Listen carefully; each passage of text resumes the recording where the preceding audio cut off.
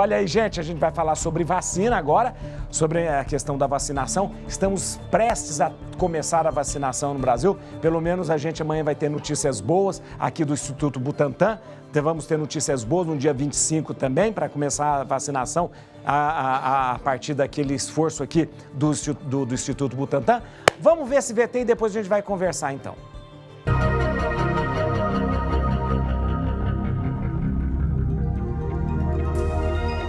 No dia 7 de dezembro de 2020, São Paulo recebe a notícia mais esperada do ano. As vacinações contra o coronavírus serão iniciadas dia 25 de janeiro de 2021. O governador João Dória lançou o Plano Estadual de Imunização contra o Coronavírus. A campanha vai começar priorizando profissionais de saúde, pessoas com 60 anos ou mais e grupos indígenas e quilombolas na primeira etapa. São Paulo também vai disponibilizar 4 milhões de doses da vacina do Instituto Butantan para outros estados. O cronograma terá 4 etapas de vacinação a partir do início da campanha. Até o fim de março, o governo do estado de São Paulo estima que quase 20% dos 46 milhões de habitantes do estado estejam imunizados com 2 doses da Coronavac.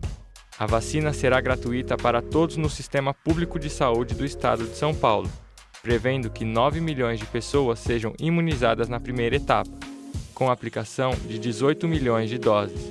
Quer saber mais informações sobre o plano de vacinação? Fique ligado no nosso Papo Reto. Olha aí, gente, o nosso Papo Reto hoje vai trazer para vocês um dos maiores especialistas, um dos maiores infectologistas do país, é o Dr. Alexandre Naime Barbosa. Ele é professor e infectologista-chefe da Unesp, consultor da Sociedade Brasileira de Infectologia. Olha, o currículo dele é uma coisa monstruosa, de maravilhoso. Professor e doutor de infectologia na Unesp, Faculdade de Medicina de Botucatu, chefe do Departamento de Infectologia, Dermatologia, Diagnóstico por Imagem e Radioterapia da Unesp, chefe de Serviço de Infectologia da Unesp Botucatu, diretor de Assistência da Saúde e Infectologia Domingo Alves Meira, da FAMESP, responsável pelos ambulatórios de HIV, hepatite B, hepatite C, PrEP, HIV e HTLV, Domingo Sais Meira. Gente, quanta coisa, que beleza. E o tema de hoje é vacinação da Covid, as vacinas da Covid. Eu recebo com muito carinho e estou realmente muito lisonjeado pela presença do Dr. Alexandre Naime Barbosa. Doutor Alexandre, boa tarde, muito obrigado por estar conosco aqui na Rede Vida. Obrigado. Boa tarde, Padre Juarez, boa tarde a todos os telespectadores da Rede Vida. Na verdade, o prazer, a honra é minha de poder conversar com vocês dessa tarde sobre um assunto tão importante, tão atual, como a vacinação contra o novo coronavírus.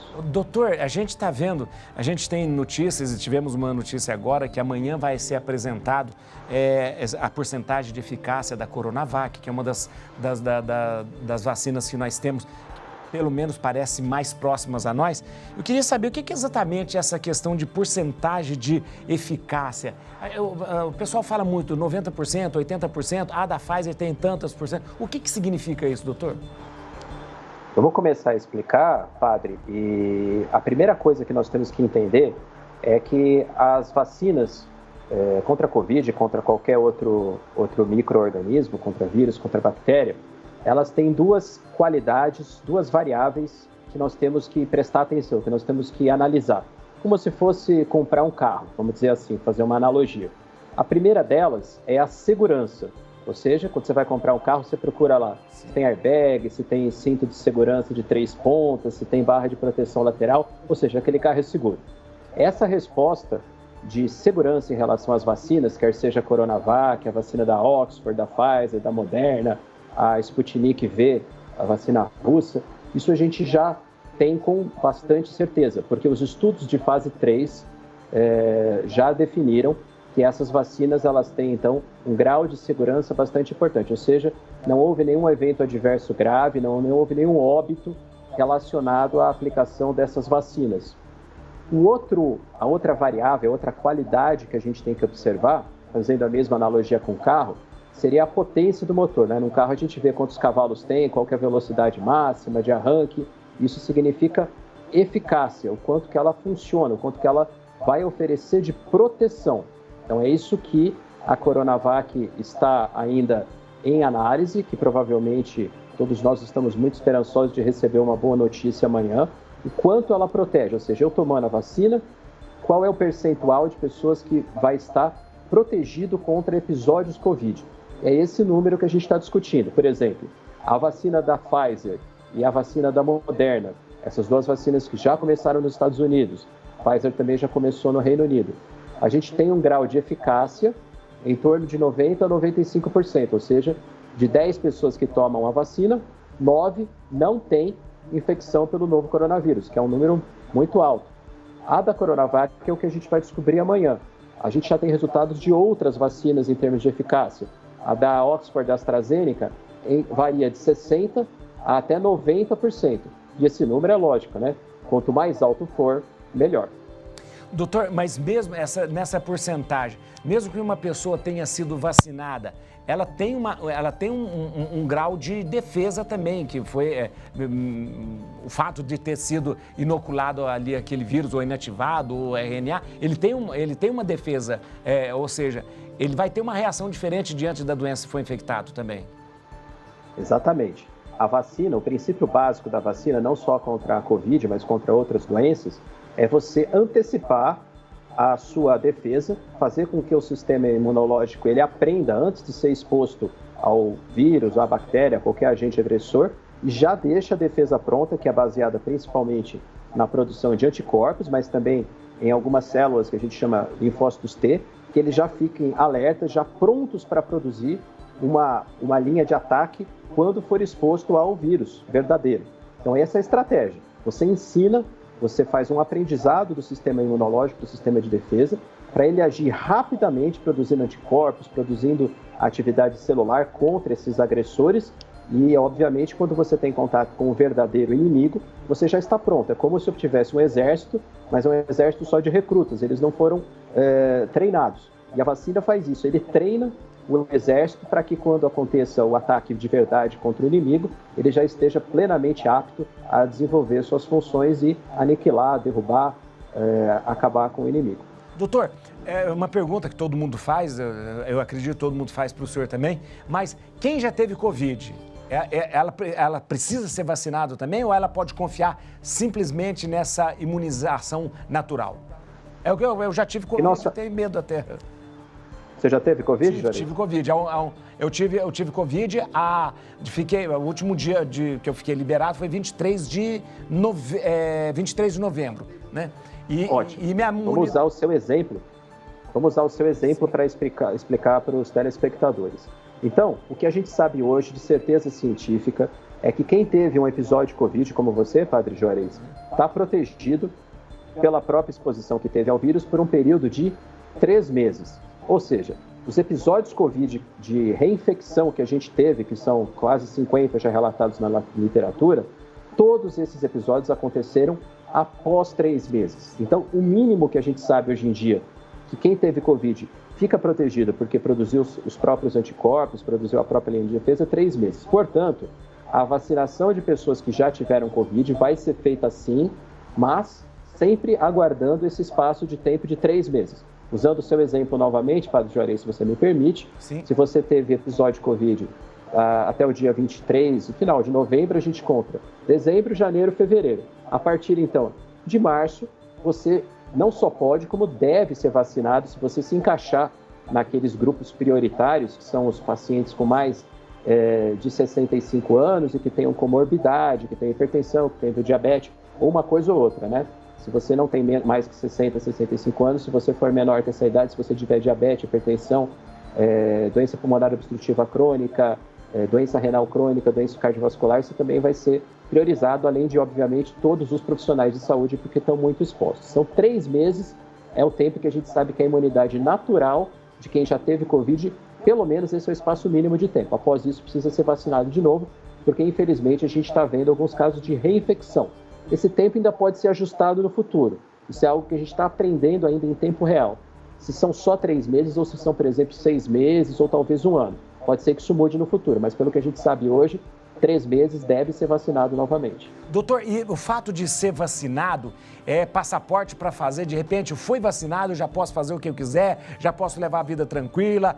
Como que é que funciona isso? Porque, de repente, as pessoas estão tão ansiosas para serem vacinadas, de repente, que acham que saiu do consultório, saiu dali do coisa, já pode levar tirar a máscara, essa coisa. Ótima pergunta, Padre Juarez. Na verdade, a pessoa que recebeu a vacina, ela tem um grau de proteção, que é isso que a gente estava discutindo, que varia entre 60% até 90% e, portanto, tem uma possibilidade de falha. Veja que mesmo as vacinas que estão dando 90%, 95% de proteção, de eficácia, elas têm, portanto, 5% a 10% de falha. Se for uma vacina um pouco menos efetiva, que dá uma proteção de 60%, 70%, a falha acontece aí em 40%, 30%, 40%. Portanto, tomar a vacina não significa que está protegido. O que significa? Significa que você aumenta muito suas chances de proteção. Primeiro ponto. Segundo ponto, a vacina não age imediatamente. Toda vacina ela precisa de um tempo para que o sistema de defesa, o sistema imunológico, produza anticorpos, deixe as células dos linfócitos T ativos, e esse tempo é em torno de 2 semanas pós a segunda dose. A maioria das vacinas contra a Covid propõe 2 doses, então você tem que esperar mais ou menos 2 semanas depois da segunda dose para entender que você esteja com esse aumento de chance de proteção.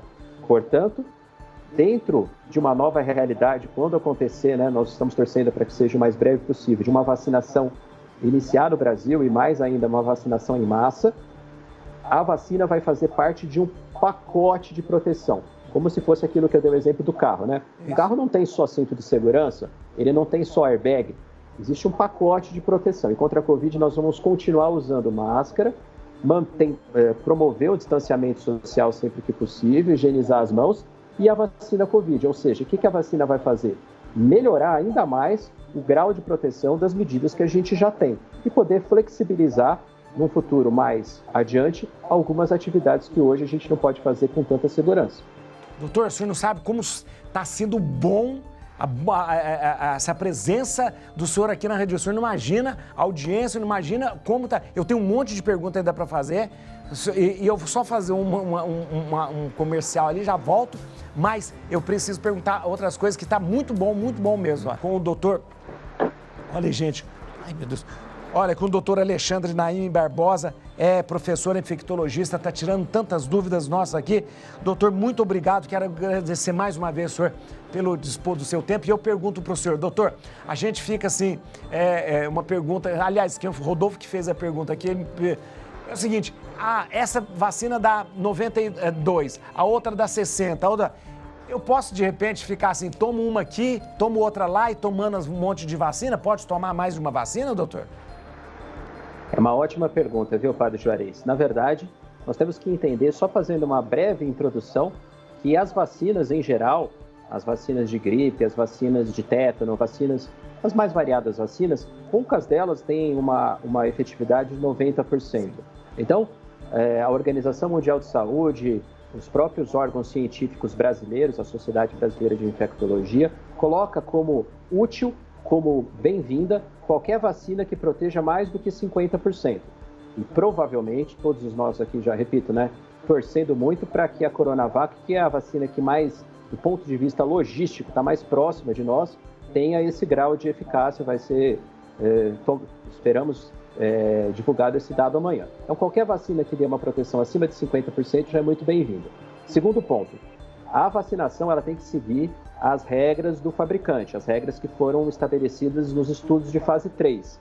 Então, se eu tomei uma dose, por exemplo, da Coronavac, a segunda dose tem que ser da Coronavac. Sim. Se foi a primeira dose da Pfizer, a segunda também. Eu tenho pacientes que moram nos Estados Unidos e eles têm a sorte de ter sido organizado já a vacinação por lá, já começou antes até da virada do ano, E eles tomaram a primeira dose, agora estão recebendo a segunda dose. E aí o tempo de proteção é uma grande incógnita, Padre Juarez? Quanto tempo que as vacinas vão dar de proteção? Isso. Aparentemente, algo em torno de 3 a 6 meses nesse primeiro momento. Talvez seja necessário, a gente vai descobrir isso próximo do meio do ano, quando vai ser necessário uma segunda revacinação. São 2 doses agora, talvez no segundo semestre ou no primeiro semestre de 2022, uma revacinação.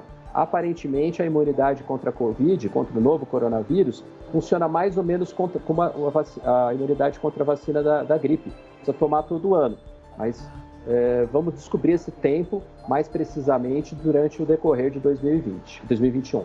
Aliás, essa era a pergunta que eu ia fazer. Vai ser uma vacina, então, anual, aquela que vai entrar para a gente todo ano, ser vacinado como H1N1 da gripe, né? Isso que vai acontecer. Muito provavelmente sim. É justamente isso que agora, sendo a vacinação em massa, só para você ter uma ideia, nos Estados Unidos e na Inglaterra, no Reino Unido, né, todos os países lá que compõem o Reino Unido, já são milhões de pessoas vacinadas. E os pesquisadores de lá, nós aqui também vamos fazer isso, quando começarmos, se Deus quiser, o mais rápido possível a vacinação por aqui, nós vamos estudar quanto tempo dura os anticorpos, quanto tempo dura a imunidade celular. E essa resposta a gente vai dar. Tomara que seja um ano ou mais que isso, quanto mais melhor, né? Mas pelo menos anualmente a gente sabe que é factível. A gente tinha anos e anos de desafio, um índice de vacinação para gripe muito bom, caiu nos últimos anos, infelizmente, né? Mas é possível colocar até mesmo próximo do calendário vacinal de influenza. Provavelmente vai ser uma vacina que a gente vai precisar tomar de tempos em tempos. Talvez de 6 em 6 meses, talvez de ano em ano. Isso a gente vai descobrir durante o decorrer agora de 2021. O doutor, e essa coisa da cepa nova, da variante do Covid, como tem uma variante, mas essa vacina vai servir também para essa variante? Ela é mais perigosa, menos perigosa? Como é que vai acontecer? Vamos separar então essa resposta, Padre Juarez, em duas. Primeiro, em relação ao que significa essa nova variante. Ela é bastante preocupante, porque ela se traduz num comportamento do vírus em que ele consegue se transmitir de forma muito mais fácil. É como se eu estivesse pisando no acelerador em termos de transmissão. Se o vírus original, aquele que começou toda a pandemia, tinha uma força 1 de transmissão, essa nova variante tem uma força 1,5, 1,7. Ele consegue infectar muito mais pessoas com o mesmo tipo de exposição. E isso explica porque alguns países, talvez até mesmo o Brasil, porque essa cepa já foi isolada aqui no nosso país, talvez explique por que nós estamos vivendo essa situação muito preocupante, às vezes trágica, né, de aumento expressivo no número de casos, principalmente nos jovens, com internações de pessoas, né? Eu de manhã estava no hospital, a nossa UTI está quase lotada aqui, isso porque a gente faz esforços, acabamos de aumentar o número de leitos, ou seja, parece que talvez tenha esse comportamento do vírus em estar se transmitindo mais rápido. Segundo também, obviamente, porque muitas pessoas, infelizmente, deixam de seguir as regras de prevenção, tão importantes nesse momento. A segunda parte da resposta é que as vacinas provavelmente não vão ser afetadas por essa mutação, por essa variante, porque a região, lá na coroa, lá naquela espícula que o coronavírus tem, né? Corona, do latim, significa coroa. É porque o vírus está cheio de umas espículas, de uns espinhos que ficam em volta da estrutura.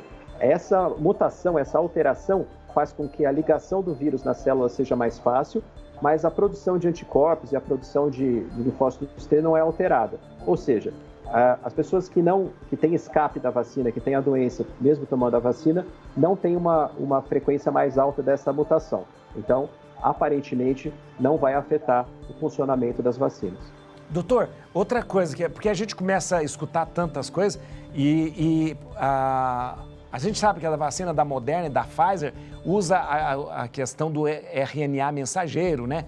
E é uma técnica nova que vai sendo usada, mas para vocês, cientistas, isso já é mais conhecido. Isso, diante da Coronavac, que é o que usa o vírus inativado, sendo uma técnica nova, nós temos segurança para que ela possa ser usada, mesmo sem saber o que ela vai acontecer? Ou esse medo é injustificável? Olha, Padre Juarez, eu estou admirado, você estudou realmente a fundo, você tem toda a razão. A Coronavac é feita do vírus inativado, né, do vírus morto, vamos dizer assim, da carapaça, da estrutura dele, enquanto que as vacinas que já começaram nos Estados Unidos são de ácido nucleico. Nós, da comunidade científica, Padre, estávamos ansiosos, né? Há muito tempo que essa tecnologia, essa plataforma de vacinas de ácido nucleico, de RNA e DNA, estava sendo estudada. E já estava para sair várias vacinas dessa plataforma. É lógico que com todo o apelo social, nós estamos chegando aí, infelizmente, a mais de 2 milhões de mortes no mundo todo, 200 mil óbitos no Brasil, né? a coisa se acelerou. E essas vacinas ficaram prontas. As vacinas contra a Covid de base de ácido nucleico, de RNA e DNA, são as primeiras na história da medicina. E veja que eficácia fantástica, 90%, 95% de proteção. A gente já esperava que elas fossem funcionar melhor que as tecnologias, vamos dizer assim, mais tradicionais, como as vacinas de vírus inativado, que é a da Coronavac, ou ainda vacinas baseadas na proteína, naquela espícula, na spike, né, no espinhozinho do coronavírus. Então, essas vacinas de ácido nucleico já tinham sido mais promissoras em estudos para outros tipos de doença. Mas elas não têm a menor interferência, isso é bom que a gente frise. Sim. As vacinas de DNA, de RNA, de ácido nucleico não têm a menor interferência no funcionamento do nosso material genético, do nosso DNA. Elas não vão agir se incorporando no nosso material genético, elas vão só ensinar o nosso sistema imunológico a reconhecer o material genético do agressor, no caso do novo coronavírus, do vírus que causa a Covid-19, e produzir uma resposta imunológica contra esse agente. Em nada você tem a sua genética alterada, a produção de mutação em seres humanos ou controle da célula, tudo isso, infelizmente, é uma perigosíssima fake news que tem, infelizmente, como objetivo desacreditar as vacinas. O doutor, eu vou fazer uma pergunta agora. Eu tá acabando, mas eu quero fazer porque, na verdade, foi um progresso fantástico essa questão. A pandemia trouxe muita tristeza, muita morte, mas como nas guerras, também traz um progresso muito grande científico, né? Houve um progresso científico, o senhor até citou essa técnica do RNA, que fez com que a gente pudesse já usar uma técnica que já estava sendo estudada. O senhor acha que vai nessa área da infectologia, como o senhor é um cientista, na área do senhor, a gente vai ter notícias promissoras até para outras vacinas, inclusive a questão do HIV, que é um ponto ainda que deixa muito triste, porque a medicina ainda não avançou tanto nessa questão da vacina para o HIV. O senhor acredita que, de repente, possa haver um progresso nessa área também? Sem sombra de dúvida, Padre Juarez, o que você citou é algo que a gente aprende até na Bíblia, aprende nos textos históricos, são nos momentos de grande provação, nos momentos de grande tragédia, que o ser humano acaba tendo uma resiliência muito grande, procurando as respostas, fazendo uma união de esforços, e a ciência fez muito isso, né? Você vê que todas essas estratégias de vacina são consórcios, são associações de grandes grupos de universidades, de indústria farmacêutica, de governos. Então, nós temos que honrar, nós temos que fazer valer a memória dessas 200 mil vidas de brasileiros perdidos, de quase 2 milhões de pessoas em todo o mundo que morreram, fazer com que essa lição seja aprendida e caminhar para o futuro. Na construção, por exemplo, de plataformas de vacina que funcionem mais, na construção de diagnóstico, o diagnóstico da biologia molecular para aquele teste do RT-PCR, o exame do cotonete suave nasal, abriu uma possibilidade imensa da gente fazer diagnóstico de outros vírus, ou seja, vamos aproveitar tudo que essa tragédia imensa nos trouxe de desafio, mas também trouxe de aprendizado para conseguir também combater outras doenças além da Covid-19. Doutor, muito obrigado. Doutor, desculpa ter estendido tanto com o senhor, mas porque estava muito bom. Obrigado mesmo. Eu quero dar os contatos aqui do doutor Alexandre. Olha, no Instagram, @Dr. Barbosa, @Dr. Barbosa, no Instagram. Também no Facebook, Dr. Alexandre Naime Barbosa, no Facebook lá, tá bom? Pode acessar o site, gente, drbarbosa.org, drbarbosa.org, e também pode entrar em contato, 0 operadora 14 99 888 2130.